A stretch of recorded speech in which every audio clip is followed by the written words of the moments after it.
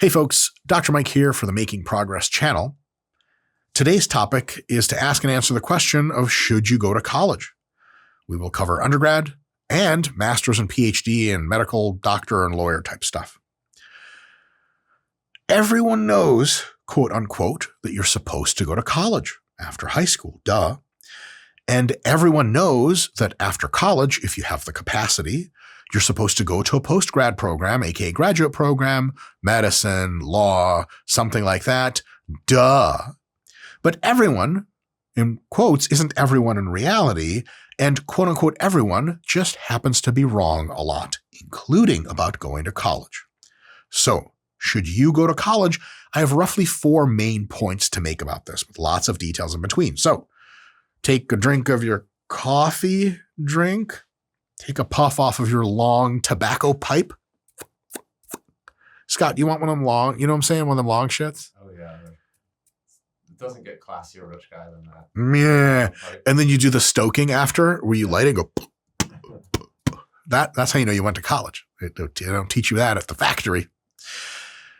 Should you go to college? Let's get it going. So first, if it's just to learn something, to enrich your own knowledge and ability set, other than the kind of hyper-technical stuff that they only teach you in an automotive engineering program in school, if it's just to learn things, do not, in almost any circumstance, use that alone to decide to go to college. Why? In today's day and age, especially with the birth of AI recently, you can learn online for basically free, or free other than the use of your time, and in so many subjects. College, outside of very technical programs, is almost wholly about signaling how good of a prospective worker you are to future employees and signaling how much of a reproductive asset you are to fellow students around you, and not about learning things. I would say that college is not a great place to learn a lot of stuff in many cases. Your living room or your little office or your little chair that you sit in when you read your iPad is probably a better place to learn things. It has fewer distractions and a one-stop shop to all knowledge via the internet. So that's a huge deal. Let me give you some concrete examples. I've had many people contact me over the years and go, Dr. Mike, I'm a personal trainer. I want to learn more about the science of training so I can be better at my craft. Do you have any degree programs that you can recommend? I'm like, bro, here's 5 free ebooks. Here's 10 websites you can read more about. Now with GPT, it's not even relevant for me to send that. Just like, you just talk to Claude 3.5 for like 5 hours a week about exercise science questions you have. You're going to learn so goddamn much. Fuck it. Watch this channel. Watch the RP Strength channel, Renaissance Periodization channel on YouTube. And so on down the line. There are so many educational resources. Go to 3DMJ. They have the 3DMJ Vault. It costs very little money to sign up for. There are more videos about technical exercise science concepts in there than you can shake a stick at. You can buy a couple of textbooks and work through them yourself. That is all orders of magnitude cheaper and less time consuming than college, and gives you probably better knowledge than most colleges will. It's really a thing. So if you just want to go to get your learn on, unless you're rich and retired and have lots of money and are secretly there to try to pick up undergrads or graduate students, don't go to college to learn stuff. That's crazy. And of course, if what you need to learn is like, how to make a machine that makes microchips, yeah, you might have to do an engineering program. Then it's a good reason. But more and more things you're not able to learn outside of college, do that because they come with no strings attached, and the expense of time and especially money is just radically different. Next, ask yourself the question before you choose to go to college or not of what you want to do when you grow up. It sounds ridiculous, but when I was 26 or 27 years old, and I was accepted into, or about to be accepted into the PhD program at East Tennessee State University by Dr. Mike Stone, he literally, his first interview question was, what do you want to be when you grow up? And I was like, I think it's a sports scientist. And he's like, good, you're in the right place. And then he proceeded to tell me that what we don't do at that program is teach you how to do adult fitness or teach you how to do rehab and injury stuff. We just take good athletes and make them better. That's all you're going to learn. Of course, I was like, holy shit, am I in the right place? But I happened to successfully pick the program, notice, in my late 20s that I really, really wanted to be a part of. That's not the usual situation. Skilled trades and tons of other kinds of work, most real work in society, real estate, and so on and so forth, require no degrees whatsoever. So do not waste your time in college just by default. If you don't know what you want to know, you don't know what you want to do when you grow up, fine.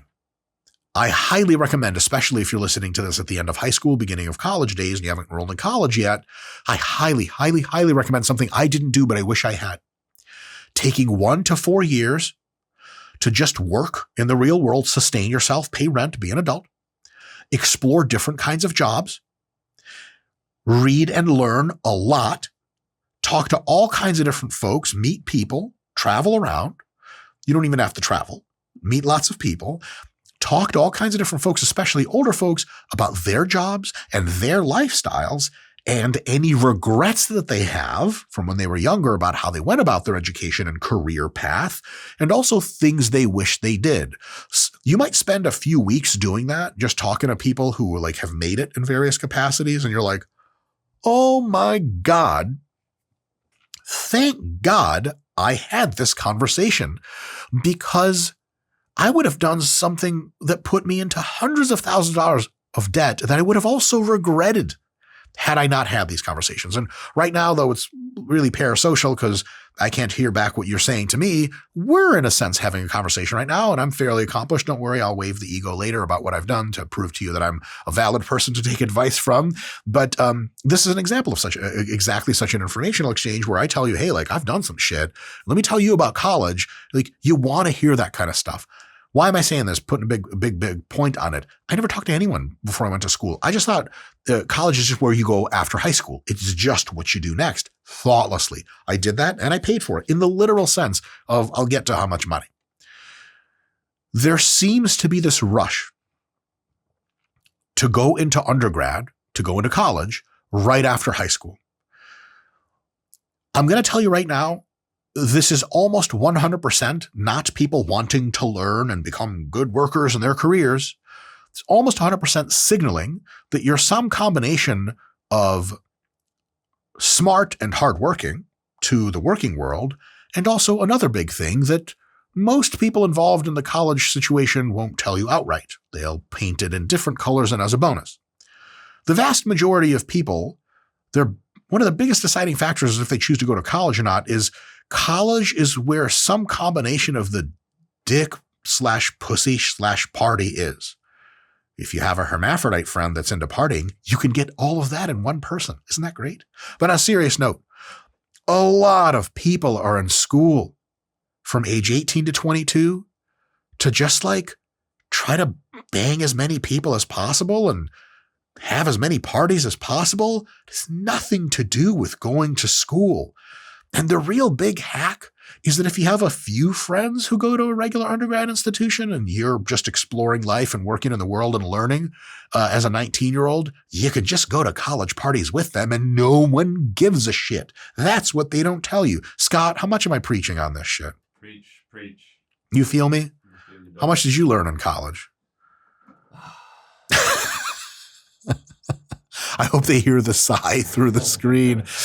Oh my God. All right. So here's the thing. People are going to look down on you. Some people, when you don't choose to go to college, even though you're able to, they're going to look down on you because they're in school, but you're taking a few gap years. And here's the thing. They're looking down on you because they're confused children and nothing more.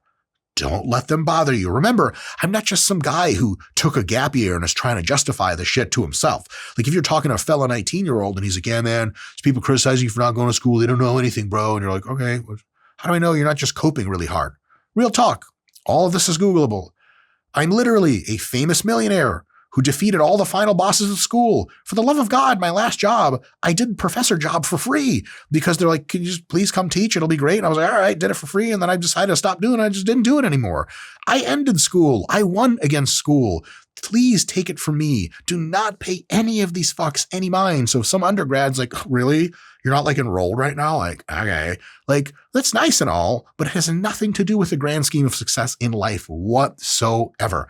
And I know a bunch of people that took gap years that did way better than I did in undergrad because I didn't know why the fuck I was there. They had that part figured out already. It's a really big deal. I'll say another thing. A huge fraction of folks between the age of 18 and 22 in college are wasting their fucking time. They're wasting their time and money. They're wasting their professors' time and money. How do I know this? Well, I was one of these people. There are dozens of people around me in any one room that I knew were wasting time. I've been a professor for a long time. I can tell when you're in my class and you're completely zoned the fuck out. I can also tell when you're in the exercise science curriculum, but you couldn't care about exercise or science or any intersection of the two any more than it takes you to fill out the right answers on exams. That's a real thing that's easy to spot. I don't know why people are there. Oh, I do know why they're there. Because their friends went to school and they were pretty smart. Everyone expects you to go to school and something about jobs later. And voila, you're, hitting the fucking beer bong at a party and you're like, school's great. Totally, but not for learning and all that other stuff. Like if you want to get laid a lot, just get an apartment close to campus and you're young and have some friends that go to school. And again, you're all the way there already. Another piece of little mini evidence that I use to come to this conclusion is, as a professor, the vast majority of my best students ever have been older students, what they call non-traditional students, people that aren't just 18 to 22, but they took some time off or had kids or whatever, and they came back to school.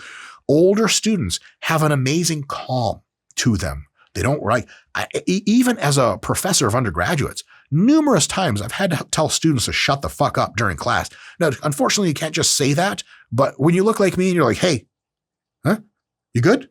They usually just shut the fuck up for you and then say nothing and never look you in your general direction again. But it's weird to have to do that for people that are ostensibly there to try to learn. Like, why the hell are you texting and talking to your friend, dumbass? We're having a fucking conversation here you paid money for. No, sorry. You're going to pay money for this later when your loans come due and maybe your parents will chip in. That we start to see why people go to school. Older folks, amazing calm, great study habits. I never have to fucking tell them to study. They have a learning mindset. Like older people come to class with notes and they're just like this, open eyes and ask questions and stuff. I'm like, oh my God, this is like what the collegial environment was supposed to be in ancient Greece. Like you got that shit. They are in school to do school, not to suck beer out of some girl's navel or some shit like that, which is, I swear to God, why half of people are in school. Scott, any fun memories? I knew he was going to get, woo, undergrad. Yeah. Navels are fun. Now, there is a case for a basic undergraduate program for many intellectually capable or intellectually inclined folks. Why? Lots of good jobs require a college degree, and you might not know yet if you need an undergrad for future postgrad work, but because you want the ability to do graduate work later, you're like, let me get an undergrad in something so that I can actually, have different options after this. Now, for that purpose, unless you have a favorite school that you're dying to go to for whatever reason, grandpa went there, dad went there, whatever, or you get into a top school with big name recognition. And here I really only mean the Ivy League schools and like the tech schools, Caltech, MIT, Ivy League schools, and like two other schools I can think of. That's really kind of it for that mega wallop name brand recognition. That might make sense. So what I'm telling you is this. If you get into Yale, go to fucking Yale. But here's the thing. There are 10 trillion different schools that are not Yale. If you don't get into Yale, where should you go? And I have a good idea for you on that one. Here's my contention. You might have heard this before, but it's real. Just go to a community college, or some places are called junior colleges, for a few years. Get tons of your requirements set in, and then you can always transfer. And by the way, the transfer process is way easier than the apply as a high school student process in almost every school. Transfer to a more renowned school. And guess what your degree says? Your degree says UT Austin. It doesn't say Austin Technical Academy or some shit where you went to for 2 years to get all your shit.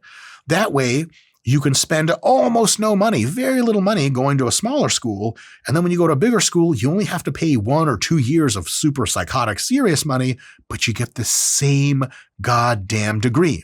Another option is just do undergrad at a local commuter school, which often is super, super cheap, often a state school versus a private school. And that is a great idea, even just finishing out at a school like that. Quick story. My wife did the commuter school thing. She went to school undergrad, I believe, at SF State, San Francisco State University, a very toxic right-wing institution. She basically went there for free. She had some scholarships because she was a stud, but also it just doesn't cost a lot to go to SF State. I believe now it might actually be free for real. I went to University of Michigan, an excellent undergraduate institution, and I graduated with like $100,000 of school loans. What did that get me? Well, eventually I got into a PhD program in sports science at East Tennessee State University. Not bad, prestigious, sort of. Made money on that situation later on. But my wife, you would say, okay, she didn't go to a real top tier school. Like, what did she end up doing? She was accepted into a PhD program in chemistry at fucking Yale. Going to a fucking state school, paying almost nothing. My dumbass is out here going to fucking super expensive school to go what? To go like East Tennessee State? No offense. To the sports science degree? No offense to myself. You guys see what I'm saying there? There's just this idea that you got to go to the big, super expensive, super fancy schools to get all the way to, no, you fucking don't. No, you don't. Because unless it's a super top tier school like Harvard, Yale, one of those, almost no employer and almost no graduate program administrator who's accepting or rejecting your proposal to go there gives a flying fuck where you went. Okay, like if I'm getting applications, and I've done this job before for real, and people are, Ohio University, and I'm getting here like University of Chicago, and I got one here, it's like, Massachusetts, whatever college, and all these people, other than fucking Harvard, or like you went to school inside of a penitentiary. I don't even know what the bottom end doesn't even exist. Other than Harvard and a few other schools, I don't actually know which one of these schools are prestigious. I'm not Googling that shit. Sounds maybe prestigious. I don't care. What do I look for? I look for your grades in your classes. I look for, did you get involved in undergraduate research and service opportunities? How badly do you want this thing? And I look for, what did you score on the graduate record examination, the GRE, and various other tests? If I got a killer, amazing grades, undergrad student research publications, and scored high on the tests, I don't give a fuck what school you went to, and I honestly don't even know. Because there's this thing with undergrad school. Scott, I don't wonder if you got this kind of feel in PA from your friends back there. Like if you tell people you're going to a pretty good state school like UPenn or Penn State, there's like people are like, whoa, did you get that back in the day? Absolutely. Like, Oh, wow. Oh, man, Cool. my God. And the thing is that counts for fucking dick. You're going to come to my fucking work and you're going to be like, well, I went to Wellesley College. And I'm like, all right, what's that? Like, well, it's quite esteemed. Like, oh, okay. Let me see your shit. Grades, involvement, test scores. And are you a crazy person when I meet you in real life? That's all I give a shit about. Almost all the killers I've ever been around as a researcher, the kind of people, when you accept them to a graduate program, you tell your professors, like, dude, I got a fucking stud coming in. This guy's going to put out 10 publications. I swear to God. The people that are actually vetted, they went to schools all over America and the world and like just came out of nothing somehow. And I was a person that compared to my undergraduate program, University of Michigan, very, very prestigious. I underperformed in my master's program for sure. And I was good in my PhD program, but by then I was a grown adult and I can't take credit for the undergrad thing anymore. So as long as you do your best in grades and do your best in research and enrichment and do your best in the graduate record examinations, then for almost no downside, you can save like $150,000 of debt. I know this because my wife did it. I know this because it's very well documented in literature, a thing you can do. I also know because I've met tons of people in various parts of my career. I mean, I was in year 1 of a PhD program. Finally, And almost everyone around me did not go to a school as prestigious or as expensive as the University of Michigan. And in a few people went to schools they paid almost nothing for. And I was like, why the fuck did I go to Michigan? Now, it's not a regret. It's a great school and all that. But going forward and seeing all of your options in front of you, maybe a school like Michigan's a good place. But maybe a way cheaper school is a really good idea for you to think about. Lastly, point number 4.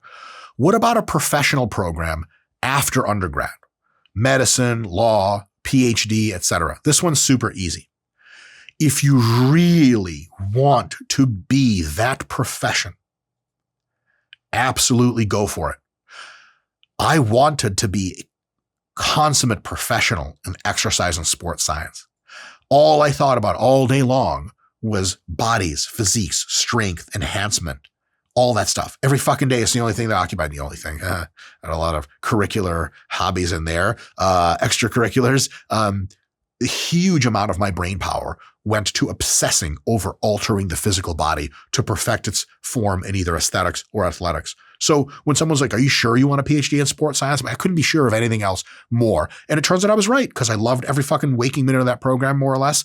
And it made me Dr. Mike, made me who I am. It was the single greatest college experience I've ever had, including undergrad and master's. My PhD blew them all away because I really for sure fucking wanted to be there. And I got exactly what I thought I was going to get.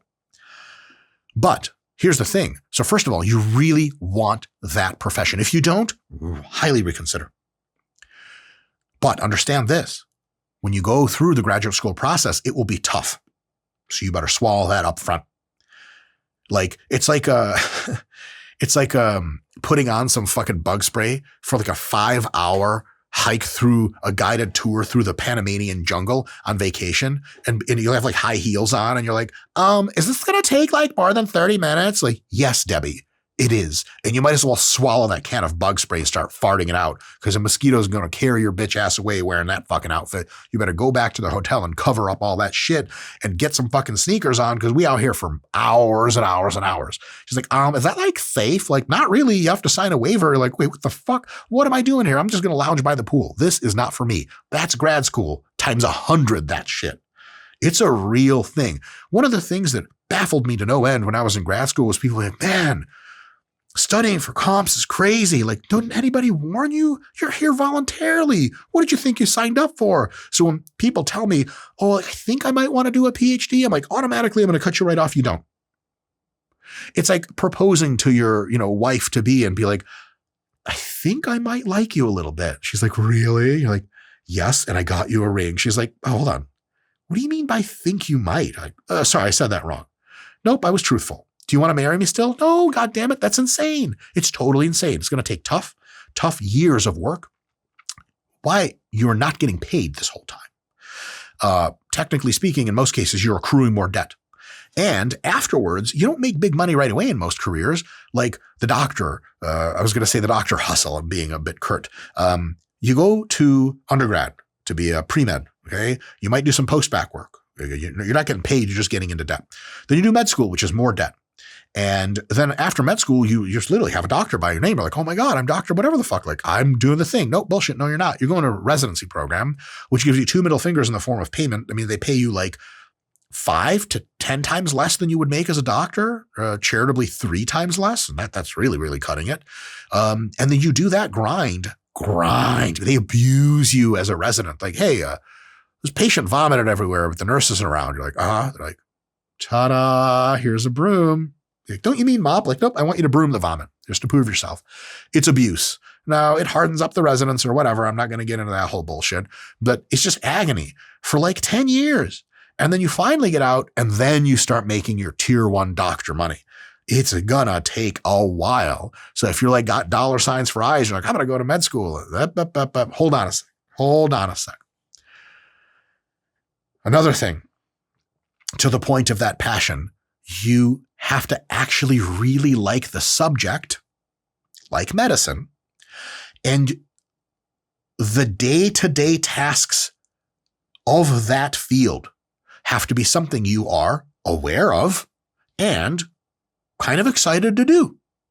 Because if you get a degree in something you didn't really know that's what these people did, and you find out that's too late after getting the degree, this is what you're going to be doing, and you don't like it, boy, oh boy, did you just sink in a lot of debt for no fucking reason at all. There's a gentleman, all due respect, in one of my, I'll just say at some point in my life, I met him to keep it nice and diffuse here with the hints. And he said that he was considering becoming a Navy SEAL or some kind of other special operator because he had a gift for being able to like sleep in almost any position and almost any time of the day. He could just like go to sleep and wake up refreshed. And I actually asked him, I was like, do you know that main job of the Navy SEALs and other tier 1 units is to go out, find people and kill them? He was like, well, yeah, I'm not into that so much. I'm like, motherfucker, are you crazy? It's like if you say, look, I really like sitting in a seat. Like, all right, you're going to be a pilot. Like, whoa, I don't do airplanes. Like, oh, sorry. Well, I guess somebody should have told you, but now you're in flight school. Congratulations. Total insanity. You have to know what you're signing up for. What the actual, because learning medicine and doing medicine can be very, very different. And I like learning about medicine shit. Like I could read all kinds of disease profiles. It's really curious to me. I can test well on them. But if someone's like, do you want to come volunteer at the hospital? I'm like, hell no, motherfucker. I'm not around sick people. I don't have that much agency and competency. I'll fuck something up. Jesus Christ. Also, it just doesn't interest me to interact with sick people. It's I think God, doctors do it, but that ain't me. You'd be baffled to know how many doctors actually feel that way. So why the hell did they become doctors? Well, they fell for a couple of these fucking trap doors they have. If you don't know what's involved in your field, the daily tasks that you're going to be going to if you sign up for medical school and get accepted, for example, or graduate school, whatever, you had better find out and intern, shadow, interview, watch documentaries, get on social media accounts to find out what do doctors do day to day. Shit, hit up my wife, Dr. Crystal, on Instagram. You can do this if you like. She's unlikely to see your DM because of all the filtering. But like, if you ever catch Dr. Crystal at a conference or something, ask her like, what do doctors really do in real life? She's going to be like, here, light up a cig. Give me a minute. It's not what you think in many cases. It's a lot of administrative shit. It's a lot of patient shit and everyone's clogged and yelling at you. There are smells. It's intense. It's not exactly the same as academic medicine. And you just have to know what you're getting yourself into. Now, some people love that shit. God bless them. Then you really need to go to med school. But if you don't know what you're getting into, or you know what you're getting into, but you don't love it, that is a long, lifetime of work that you might not like. The number of people that I've personally seen become doctors that don't actually like practicing medicine is sad. Sad is the word I'll use. There are other words I could use that are more profane. Here's another thing that I've seen happen, especially with graduate degrees, especially people from old world families. What do I mean by that? Immigrants or children of immigrants. Your parents are Indian, they're Pakistani, they're from Nigeria, they're from Ukraine, they're from Vietnam, they're from Hong Kong, the list goes on. These types of people, to them, status is a big deal, very understandably. They're also kind of like good at everything, school related. So to them, getting that big degree, that PhD, that MD, that DO, that DDS, whatever it is a matter of status and pride and personal family shit. If that resonates with you as that person and you like the field you're getting into and the work you're going to do, there's a reason there's like 1 trillion Nigerian doctors. They're fucking the best. But if you happen to be Nigerian and you just do not want to go into chemical engineering, but your family's like, chemical engineering sounds good. Go. Then you have to realize the rest of your life being something you don't want. There are so many ways to be successful in your own right. I just wouldn't do a graduate program for status. If you got a medical doctorate, MD, for status, you still got to go to work that next day at the fucking hospital where babies are exploding or whatever the fuck happens in the ER. And if you're not down with that lifestyle and you don't like the work and it doesn't fill you up with pride and joy and fulfillment, that's one hell of a price to pay for status. It's like getting to tell people you're the king of a real country. And they're like, amazing. What's that like? Like, I don't get to leave ever. I'm imprisoned in my own country. It's great. Ooh, all of a sudden that king shit doesn't sound so good. So I'll tell you right now, highly reconsider if you're trying to get a degree for status. Bad news. That's Jeff Foxworthy joke, airplane and peanuts kind of stuff. You don't marry for sex.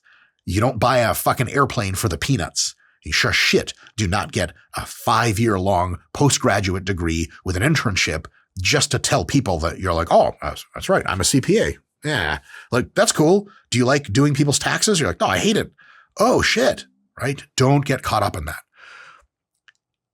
If you don't have a passion for the thing, I highly recommend you don't go to graduate school for it.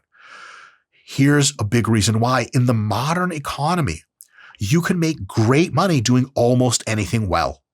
Back in the day, the 20s, the 50s, shit like that, lawyer, doctor, engineer, that's kind of like where you made the for sure big bucks, and everything else was like a giant gamble.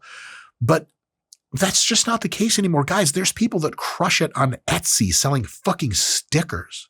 Scott, do you have any recent interactions with insane business ideas that are actually making people money? No, not off the top of my head. There's some crazy shit out there. We're like, we have trouble explaining to people that we're technically YouTubers or whatever. There's other shit, man.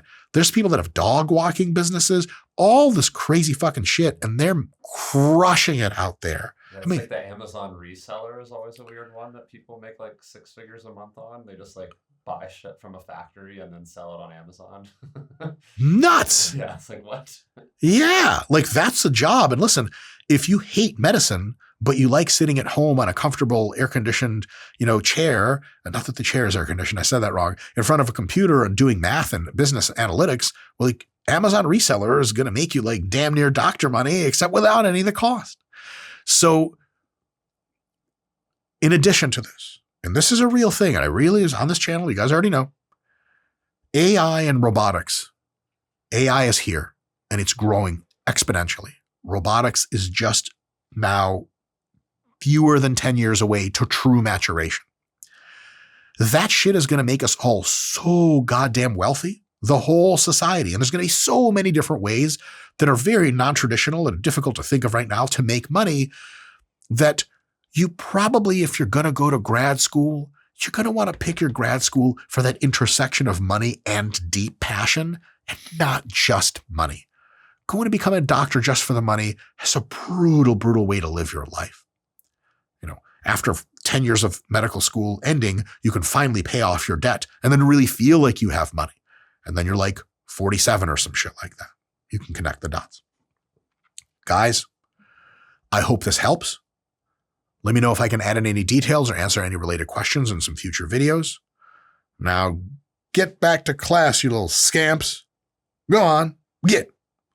Anyway, never miss being a professor. It was the authority that I loved the most. Did I abuse it? Absolutely. And I will never apologize for that. JK.